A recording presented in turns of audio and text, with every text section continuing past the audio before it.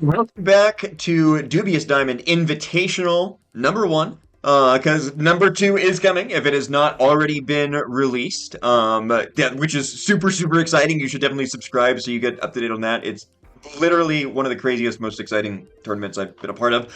As was this one. It was awesome. The next one was even cooler, which is Well, yeah, we shouldn't say that while we're doing the semifinals of this true. one. True. They're both cool. Equally cool. Yeah. But I mean, yeah, this is crazy. This is a Generation 4 draft tournament where we drafted Pokemon and also moves and abilities. MJ has already made finals. Right now, we don't care about MJ. We only care about me. And that is because this is a game I am a part of. We just commentated this set for semis. Now we're commentating Bobby's set for semis. So. This is me against Riley. We could potentially, if Riley wins this, we could potentially see Sun against Rain in finals, which is something that I think throughout the entire tournament we were talking about being really interesting. But now we are seeing Perish Trap against Sun, which is still, I think, very interesting. In contention for top 3 here is all 3 battlefield effects, right? You have Sun, Rain, Perish Song. Yep. All things that you kind of can't really control if you don't have, ways around them. You don't have weather control on your team. Yeah, I think one of like 2 teams that I think doesn't have any weather control. Because I think pretty much every team had like snow warning, sandstream, drought, drizzle, and then I think 2 teams had like airlock and what's the other one? Cloud9. Cloud9, yeah. So you're out here no weather, but you do have the Perish, and so it's like it's almost like It's kind of like its own weather. weather. So this is Gen 4, so Sun is going to be up for the entire battlefield. Yep, nothing can be done about that. Yeah, and Drought boosted, Choice Specs boosted, Full HP boosted, Eruption. Looks like it can just one-shot Cresselia on this turn, I'm not going to lie to you. What? No, I mean that is kind of the big question. Does Cresselia go down? Can Cresselia get up a Trick Room? Because the thing is, it's like my team doesn't really have any way to go faster than the Typhlosion. I think that's probably one of the weaknesses of the team that I built. Where if you are threatening offense really fast on turn 1, you do have kind of some guarantees that you can will have an opportunity to do something. But also because Cresselia is Shadow Tag, Jumpluff and Typhlosion cannot leave. They are forced to stay here. Cresselia is going to be the only mon that doesn't protect. Sleep Powder misses. It did have Lum, though. It did have Lum. Okay. And Eruption comes out. How much does Cresselia take from this? This is going to be big for the entire set. Surely 120%. Yeah, man. Yeah, well, probably Cresselia, actually. That is the big question. So that's a little tough. Yeah. So MJ, tell me how do you think I should get out of this at this stage? And of course we have Poison Heal Magmortar, because why not? Dude, like I think you're just cooked. No offense. That said, you have 2 Fake Out Pokemon and Magmortar and Sun. So you have the ability to whenever you have a Pokemon die on the field, you always want to have something that can come out and also provide you like just as much momentum as your opponent just got. And Fake Out might be enough to do that, right? Like Fake Out into Typhlosion plus Fire Move into Typhlosion into Sucker Punch from Hitmontop the following turn. Probably enough to stop the bleeding. Yep. I mean, the big issue, though, is it's like I still have kind of some damage and I still have Perish. However, I do not have any trapping abilities left. Because I do have Celebi with Arena Trap, but I do have Cresselia with Shadow Tag. But now, for the rest of this game, Riley can feel free to kind of switch in and out. Right. So if Typhlosion takes a bit of damage, if I don't end up completely KOing it, then the Typhlosion can exit and potentially come back in and Heat Wave or Overheat. Right. And still kind of be a mess. Yeah. And so that does kind of put me in a really, really tough spot. Right. The big question, though, is does Eruption kill or does Eruption OHKO Cresselia without the crit? And then beyond that, would Overheat potentially be able to OHKO Cresselia without the crit? So this is, I think, I've talked to Riley since. This is a modest Choice Specs Typhlosion in the sun. If Cresselia can live that, that's insane. But you know, this is Gen 4 Cresselia. This is pre-nerf. This is like so much special defense, so much defense. I will say, I right now do know the answers. I may not talk about it. Maybe we can games, but currently looking a little like you're thinking about game 2 already. Yeah, that was pretty rough. As I said, Riley has eliminated kind of all of my trapping abilities from this game. So I was trying to dodge a sleep powder there. So I follow me with Poison Heal. That's one of the biggest reasons I drafted Poison Heal, Right. Specifically for opposing status. I wanted it on a follow me user. However, now this is kind of a difficult situation where I think Clefable alongside a lot of different stuff can be really difficult for my team to deal with. I don't have any spread moves here for this game, and so yeah, Riley's in, I think, just a very dominant position. I think there's still stuff I could do, because close combat is going to be super effective onto Clefable. Normal type in this game, it's true. And if I catch something on the switch, there could still be some damage. I think the Salamence is going to be the trickiest thing, though, because we can see that based on, sometimes you can kind of cheat and see what the opponent has in the back, because we were playing this in person.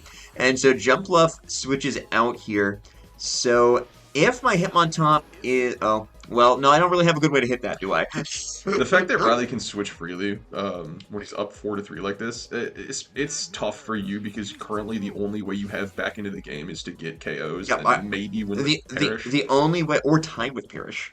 Or tie. Yeah, I guess that's a possibility too. Which, because we learned in Generation 4, I think I was calling a switch to Typhlosion there, potentially. Just because I have to make a big play in order to stay in it. You're in, like, all possible, like, ways. Like, you need to throw damage into everything. Yep. And so, yeah, I was just, like, hoping to maybe catch something there. Because I think I was covering for Sleep Powder, and yeah, I think I was probably just going to follow me close combat. But unfortunately for me, it's Salamence, and so that does not bode well. Does your Magmortar have Protect? It does. Okay. And do you click it on the following turn or no? Well, that would be a spoiler. But I mean, the Salamence has got options. It can Dragon Dance. It can Earthquake. It can. Does it have anything else it can do? It has Explosion, is what I'm looking at here because yeah. Hitmontop can't protect, and definitely dies to that. Well, I do have a secret, though. I do have one way to make sure that a Pokemon does not get hit by Explosion if a Salamence chooses to go for it. Do you think you can find it there on the team sheets, MJ? You got, like, Damp Dugong? What is that? Have you seen the item on the Dugong? Are you doing that right now? You gotta find your outs. You gotta find your outs. This Dugong's item is Bright Powder. So can we see an explosion? So, listen, the logic here makes a lot of sense, right? Bobby needs KOs. Riley can KO himself. Oh, and he just goes for Dragon Dance. Well, it's no fun, Riley. Your Protect is brutal.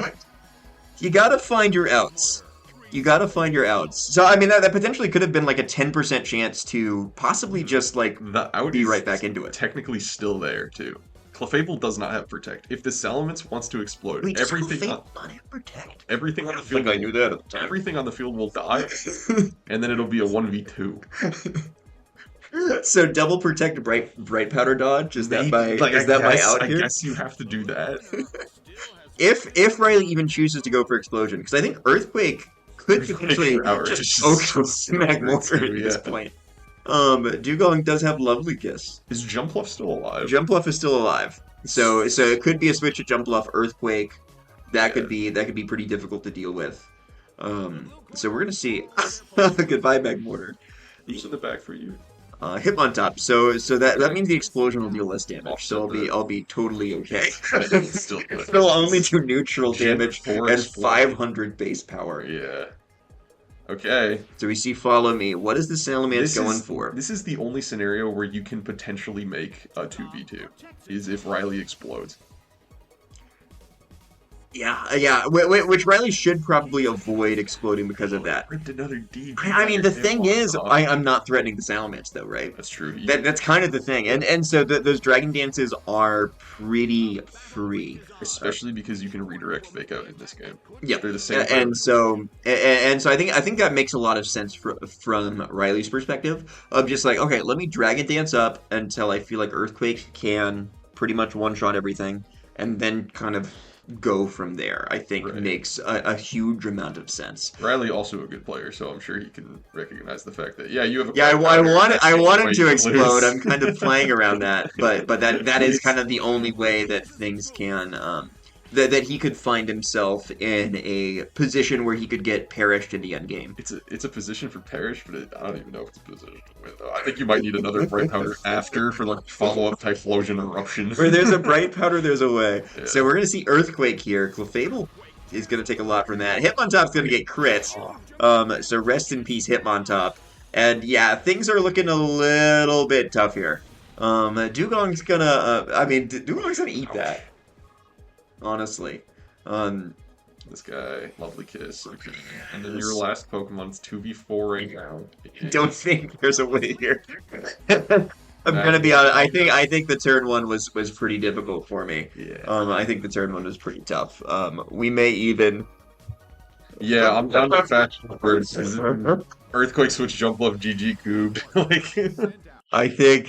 I mean, Riley could find a way to lose this one. I mean, the thing is, Dugong can't even notably cannot do damage. cannot do damage. So even if it dodges every attack for the rest of the game, it unfortunately Yeah. won't be doing a whole lot past that. Clefable's gonna get switched out here for jump. Yeah. This is gonna be an Earthquake. This is one of the stronger ways to play against Parrish Song, right? Is that like, okay, your whole mission with Parrish is to get an early kill, throw Parrish up, and then make it to where you are fighting the least amount of Pokemon as you possibly can be. So to go down to a 4-2 disadvantage, it's probably always going to be a game over for. I would call your team like a hard Parrish trap. Oh yeah, it's definitely a hard Parrish trap team. That is like kind of in the same vein of Riley's like kind of main strategy is to follow me Eruption or Tailwind Eruption or Sleep Powder Eruption.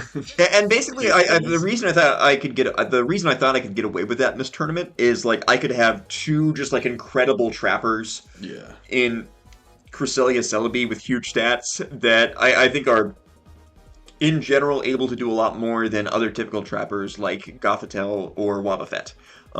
You could argue that I think like looking back, maybe there could have been kind of a more offensive trapper on there, but then like if I have something like honestly like Choice Specs Typhlosion as a trapper, which like is still like is great. Like if you had that and Sun was something I was thinking about going into the tournament, but of course couldn't get both.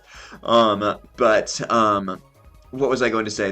That could be really good offensively, but it would damage the Parrish mode. Right. And here, I think just in Gen 4, there's so much fewer Parrish counterplay than in later gens. Yeah, not a lot of Pokemon. Volt Switch doesn't even exist in this game. Yeah, Volt Switch doesn't exist. So people, if they're wanting to draft Volt Switch and U-Turn, only U-Turn could be drafted. Right. And yeah, not a lot of pivoting moves. I don't even think Teleport works as a pivoting move. Nope, that's just a useless move in this game. And so yeah, once I get down to just Dugong, I'm like, okay, Dugong. Teenage Dugong, can you do it? No. I just need a PP stall. Yeah. All of the opponent's moves, but then they'll miss struggle on the bright powder and then won't even take damage. So. I love playing Parrish. It's one of my favorite like game modes in this game, or like team archetype styles. But I've never in my life built this hard Parrish. Like, I mean, I think usually it doesn't work, and I think it could only be kind of this sort of environment where it could even come close. Because for me, preferably, I like doing a strong offensive lead that can put pressure on, maybe take a kill or two. If you take two, you're golden because you Parrish. GG, game over. Mm-hmm. Like within the first 3 turns, you've set up a checkmate. I will say I do have that. It's just a very slow offensive lead. Yeah, it's a more explosive way to play Parrish Song. And so I think going into like the future games, I think that's probably what you're going to need to do to match Riley's offense is like, if Riley is going to take a kill pretty much all the time anyway with one of these savage animals in Typhlosion or Salamence, you're going to have some way to like respond to that. damage-wise. So let's see what you can do in game 2. All right, we are back for game 2. Let's see, how do I adjust getting, I think, just 4-0'd there, and I adjust by leading the exact same thing. Wow. Because that's the kind of player I am. I don't like to adjust or adapt in any situation. That's my philosophy in Pokemon. If something doesn't work, do it again. So like until you catch someone off guard with it. That's my philosophy. You know what I'm actually shocked about is that Riley led the jump fluff again. That is a bit surprising because I think the Magmortar is very solid against the jump bluff. Right. Just being able to with poison heal redirect any sleep patterns. Jump fluff notably also not having any attacking moves. It's like more like quote offensive piece on it is the sleep powder, but because your Cresselia is Lumberry, it's never going to be able to follow up for a kill on Cresselia. Yeah, I think it was mostly I'm trying to turn stuff on silent here. I'm not sure Riley knew that Cresselia was Lum. Either that, or he was just trying to threaten the Magmortar there as much as possible before the what was I going to say? Before it was able to get the Toxic Orb activated. Basically forcing it to click Protect on the first turn. It's a smart play. Yeah, it's like if you're ever in a position where you have to make your opponent do something that doesn't do damage, it's usually really good when you yourself have Because if Magmortar was comfortable attacking there, I think that could be that would have been a really strong option. Right, because protect Cresselia and then do something to Typhlosion with Magmortar to drop the Eruption damage. Then Cresselia will live even crit Eruption, probably. Yep. So yeah, the question here is, does Cresselia live Eruption without the crit? Because we know that Typhlosion is locked into Eruption. Does it survive? Is it able to get up Trick Room? Did you live on like 1 HP or something? And dude? then I can't believe how much does it? Okay, so Jump Left can't be switched out. You know, just checking. So yeah, it is going to be interesting here to see. Does the Cresselia live? Is it able to get up Trick Room? If not, then it's going to be pretty tough for me to do anything here. It might just be the exact same story as last game if Cresselia goes down. This is, you bet the entire tournament on, like, if you are living this. Or maybe I don't. Okay. So Cresselia, good work. I'm actually, releasing the trap here, going into Dugong. And this is Thick Fat Dugong. So it does actually still, resist. And so this is going to be an Eruption again. We're going to see how much it does to 2 basically fire resists here. And it is still doing a ton. God. However, I do get the targeting correct with the Overheat. It's going to go into the Typhlosion. It's going to do a lot. And yes, it stops the bleeding is a good sort of term for it right there. That bad. And so yeah, I get Poison Heal. And basically my thought here was I thought the Cresselia could live. I mean, clearly based on my play in game 1. However, I didn't like the idea of it immediately taking a huge amount of damage with kind of the last 2 games, and I had some time to think about that. And so that's why I made the Dugong play here. The issue with this play is Riley is no longer trapped. And so this Typhlosion now can switch out and can pivot, and that is kind of an issue for me. And so it is going to be interesting to see here kind of what goes on there, and what reads both players make. Because Jump Left probably doesn't want to stay here. And Dugong is kind of like my win con in the end with Perish. However, it does not... Okay, so there's actually no switches here. There is no switches here. I'm surprised. I would have thought that switching back your Trapper for Magmortar and then clicking Perish Song is an easy way to kill both of these demons. That said, that does risk Dugong taking Sleep Powder. I know you're Bright Powder, but Riley is the kind of maniac. Yeah, I mean, and there was Sleep Powder. So it's still, I think, more likely than not to hit. Dugong is very low here, which is scary. If I do want to kind of perish in the end game, that is kind of like a very, very spooky thing. So again, there is still no trap online. I'm not certain Riley might have just been making a call there, because I made a very, I think, safe play there by going for the Follow Me. Riley might have been trying to catch out the lack of Follow Me. I think he really kind of thought about what I thought about there. Perish switch back into and not wanting to kind of lose off of a play like that, right? Which does make sense. If that were to happen, say you take these 2 Pokemon away, it's a 2v. I would think 3 at most for you because Dugong is low HP, like you're saying. Um, maybe not. Maybe Magmortar could just pivot back in. Riley's play makes sense to avoid a potential situation where he goes down 4v2 against his favor. So we're going to see Jumpluff's going to stay asleep. So we are going to finally see Cresselia get hit by an Eruption. So Magmortar is going very low, is risking a crit, I think, at this stage. But Cresselia is going to be able to take that reasonably well. And yeah, here I'm not trying to KO the Typhlosion. Oh, because you have the -2 from Eruption. And so now the trap is back on. Typhlosion is locked into Eruption and locked on the field, which is, I think, fantastic for me. Oh, yeah. I think any move into Typhlosion at this point will probably knock it out. And so this is probably about as low as I can safely get it. Right, and Trick Room can go up so that you can reverse sweep as well. So now you are forcing the 4v2 situation that, like... I mean, you saw in the last game, right? The second somebody went up 4v2 with offensive threats, game ended. Yep. And so now I'm trying to kind of get the reverse. Yeah. So, I mean, one option I have here is I could try and perish both Mons by bringing in Dugong, trapping him with Cresselia, and doing that. I could also try and isolate Typhlosion on the field and kind of just, like, work from there. Because the thing is, Cresselia does have Psychic and Ice Beam. And so Salamence, if it doesn't have Follow Me support and it's in Trick Room, is not in a really great position to come in against the Cresselia. Yeah. And with diminishing returns like that in the Eruption, yeah, this is another awesome way to play, like, the trap part of Perish Trap is sometimes you don't need the Perish. Sometimes you can just go off and kill everything that's not the guy. If you trap something on the field that can't really do damage, you now have what feels like a 2v1. Yeah, just for as long as you'd like it there. So you can see, yeah, I'm going for some offense onto the Jumpluff. I've got Lum on the Cresselia, so even if Jumpluff was able to wake up, there's not a ton that it could do. Here now, Trick Room turns are ticking down a little bit, so it is important for me to knock out the Jumpluff in a timely way. But I think even a crit from Eruption probably doesn't KO the Magmortar from this range. And I honestly, dude, really heads up idea to build with the Toxic Orb Poison Heal Magmortar. I think in this battle alone, you've taken more damage than... You basically had 2 Magmortars in this game. You've healed more damage than you've taken, which is crazy. Yeah, no, I mean, and basically, my thought process was, in Generation 4, Sleep is pretty busted. You don't have safety goggles. Grass types are not immune to powder moves.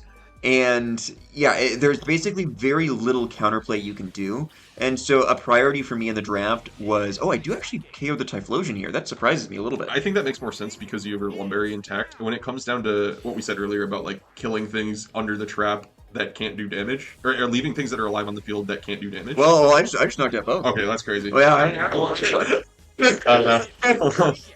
I figured like, okay, yeah, you isolate the Jumpluff because that guy actually can't do damage. You have your Lumberry intact, and now it feels like a 4v1 and 1. You know what I'm saying? But yeah, okay. I guess you see something that. Yeah, I don't know what's going on there. I do wonder. Cresselia threatens Salamence in a position where it's like Salamence can't really do anything meaningful to Cresselia without locking into like Outrage or killing itself with Explosion. Mm-hmm. So that's a pretty good position for you. It's the Clefable that I'm actually kind of... Yeah, I mean, the big question is, can I actually get a Perish Song off to like, can I actually get a Perish Song working at any point? I do have Trick Room up still, but yeah, it might have been better to pick up 1 KO and try and isolate one of either the Salamence or Clefable. Right. But I think I was wanting to try and win the game with the remaining turns of Trick Room, basically. So we're going to see. If I had Dugong on the field, then this would be, I think, game over. But I don't have Dugong on the field, and it's taken some damage. And so I do see that you have a full HP Snorlax in the back, though. So I think you do just win then. Okay, I think that was probably my thought then. Yeah. I forgot that I had that. I thought it was still Hitmontop. So I think that was the adjustment that I made. Even, honestly, though, even if it's Hitmontop, 4v2 like that feels so punishing when you have Perish Trap, because between Fake Outs and Protects, and it doesn't matter what Pokemon are dying, you always have something on the field that can mitigate damage. So as long as you mitigate damage for 3 turns, you win. In your case, it's 4 because you need this 1 turn to get into the Perish Singer itself, Dugong. So yeah, we're gonna see. Does Dugong survive here on this switch? I think it's kind of the big question. Right, Because if it does, I think it's game. If it doesn't, then there is still kind of a game to be played. right. So Psychic's gonna go out into the Clefable, not doing a ton. Yeah, like this is what I was thinking of is like, okay, if Riley just rips an outrage and it manages to target Dugong, now what do you actually do? Oh yeah, because we mentioned earlier the Clefable doesn't have Protect. This Salamence doesn't have Protect. And I think now that I'm remembering it, that was my thought process here. Either Dugong lives, or if Dugong goes down, I think you then saw a two-way checkmate. You yep, go Dugong, even if it dies, now here comes Snorlax, yep, which does threaten a double knockout, yep. which is insane to say, but it makes sense because you are Life Orb and Self-Destruct. Oh my god. So I think that was my game plan. I basically forced yeah, it's like they had to OHKO the Dugong or lose, Yep. and then if they OHKO'd the Dugong, they would lose as well. Okay, so In chess, actually a reason behind what they that did. made Okay. sense. In chess, this is stacking two rooks on top of each other. If you want to get rid of the one that kills the guy it's looking at, cool. There's no mine. Like how we were both trying to figure out, okay, what was Bobby doing? I saw the Snorlax, so it all made sense. And I like how you figured out what my game plan was before I did. So it's like, how am I gonna win I think this? both the two of us, while watching this back, were like, "Oh yeah, Parrish endgame, GG, it's 42." But then it's like, "Oh, okay, I guess it's more offensive than that. Is just having two things that checkmate." So, All right, so I do not get 2-0'd in the semis. on to Good game news. 3. On to game 3. You went to a lot of game 3s in this tournament. Well, don't say that. This is the first one. Really? Yes, You only 2-0'd prior? I thought the tie had. there were no sets prior. It was all best of one. You were a part of this tournament. You're right, I forgot. There were some people's sets that felt like it went to game 3. All right, we are on to game 3. So MJ, what adjustments do you expect to see from both sides here? Okay, so I just learned that this is the first game 3 of the Dragon Tournament, so that alone is its own kind of mind game. Adjustment-wise, you won that game by stacking two win conditions on top of each other, in Parrish and your Explosion Snorlax. You still need to find a way to, like, circumvent Typhlosion just one-shotting everything off lead, and you did not lead the Magmortar. So currently your only way to either stop damage or kill Typhlosion is Sucker Punch or Self-Destruct. Because I believe Snorlax does have Thick Vet, it will live because it does feel like a resist. And you're still banking, I feel like, the whole game on if Cresselia can live Eruption or not. I still don't know. I genuinely... Yeah, I mean, my entire tournament comes down to this turn, right? Although I will say, there is no protects on either side. Oh, dude. They do not have protect. There's going to be a helping hand here. We are going to see a protect, or sorry, no protect on Riley's side. We're going to see a protect on my side from Cresselia. I think you know what that means. And we're going to see Eruption. Right. So how much damage does this do to Snorlax? This is, I think, my entire tournament. As long as it lives on even 1 HP, you're okay. And it lives that even more. And it's able to hang on. It goes for self-destruct, and I believe that is gonna. I mean, I don't think there's any way you can train a Clefable to live that, because that is Life Orb, 400 base power, stab. Yeah. So what, a 600 base power move? Yeah. You don't have that in like Gen 9, do you? No. The two of you, oh my god. Helping Hand, Drought Boosted, Specs Eruption, and then Life Orb, Self-Destruct. You just really just like 2 cards. I will say a critical hit would have done it. A critical hit would have OHKO'd the Snorlax, and then I don't think I've got a route, because I think Helping Hand Eruption, I think that would OHKO through Cresselia. I think I had done calcs beforehand, and I did know that Cresselia lived in Eruption, but it didn't live on much, which is why I didn't want to do that in game 2, because I realized like losing the trap was so devastating that I didn't want to put myself in a position where I was kind of forced to use that trap. I like Riley's idea of leading Clefable because no, I think the adjustment made sense. I think that might have beat that might have been able to OHKO Magmortar. It would have come close. Right, yeah. If there was some kind of adjustment to like any way to make Typhlosion do more damage, or another Pokemon that can follow up on a kill, that could have maybe done it, or like just straight up one-shot Snorlax, or well, one-shot on one turn, where it dies to 2 moves. But yeah, I think you got a phenomenal lead, because now it's the same endgame of last game. You accelerated the position of having both of your, your rooks stacked on top of each other. You have your explosion to take 2, and you have your perish to take 2. Yep. So, And I mean, I guess the question here is, I think if I don't fake out the Salamence, it could potentially explode and cause me some big trouble, and then Raikou can hit the Dugong super effectively. yeah. So I think Raikou being the Mon in the back does actually complicate this a little bit, especially since it does not look like I actually have Celebi here. I think you have a perfect check position here. What do I do? I think Dugong fakes out Salamence, Cresselia sets up Trick Room, you click Perish Song, you have just the Pokemon advantage, GG game ends. I think the only thing that can stop me there is Raikou potentially one-shotting the Dugong. Oh, you're right. Do you think it does? We're gonna see a potential full para as well on either slot could be pretty big. So Dugong is gonna go for the fake out in the Salamence because I think Explosion could have won Riley the game there. Oh, you know what? I forgot that guy doesn't have Protect. Fake out Ice Beam's even better. Yeah, because I guess that can't drop special attack, but yeah, I end up going for Trick Room. I mean, I can still Ice Beam this turn is the thing. Yeah.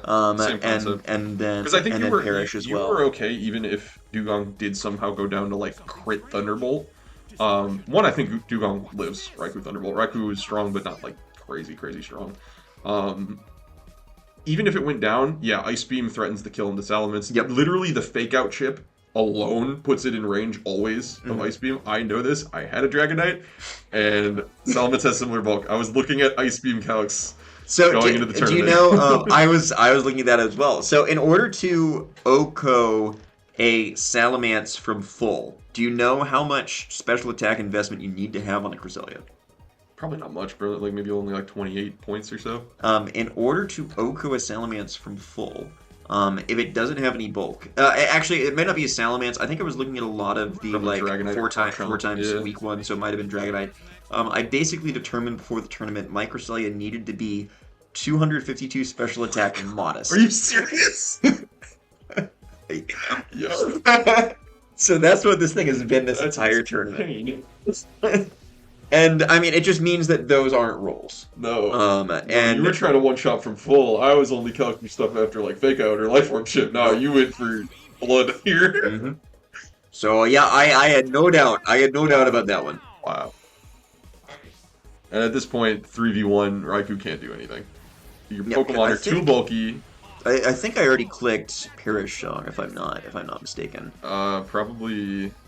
Yeah, with Dugong slot. I imagine I did. And then I think I've got I can protect with both here, start to switch out, and I think I'm pretty good there. First time you clicked Perish Song in the whole set, that's kind of interesting.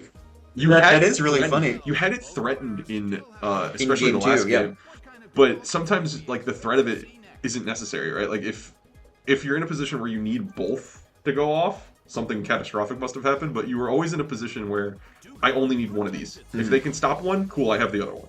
Right? So, yeah, well played, man. Like, thank you. No, I felt good about that one. And the thing is, it's like Cresselia got crit in game one. I might have been able to take game one, but the thing is, I think I realized, like, as that happened, that, like, playing without a trapping ability was so difficult that I realized like I probably couldn't even afford to let Cresselia take just a basic Eruption. I knew it would live, but it even if I got Typhlosion down to 1 HP, if it was still like hitting Eruptions, like eventually the Cresselia would go down because it would be so low. Yeah, and that's what Riley did in game one, right? He took a Pokemon advantage and then just started switching on you. Everything just kept switching, and it was like brutal for you to try and come back from. So no, I mean that was really kind of the story of this whole set. It was like who can take KOs first, who can like find an advantage first. Find some way to stop each other from just absolutely running over each other.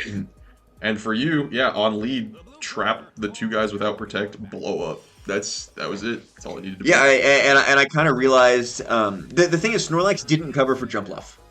And so that's why I didn't have it the first two games. I was hoping that like after the games 1 and 2, Riley would be like Jumpluff doesn't quite work here. And then Snorlax was just absolutely especially because you know what, you played game 2's lead perfectly then because Magmortar 2 games in a row does threaten Jumpluff away. Mm-hmm. So that was smart, and you caught him. This was the first game you didn't bring Jumpluff. So so that was really big. That's crazy on that.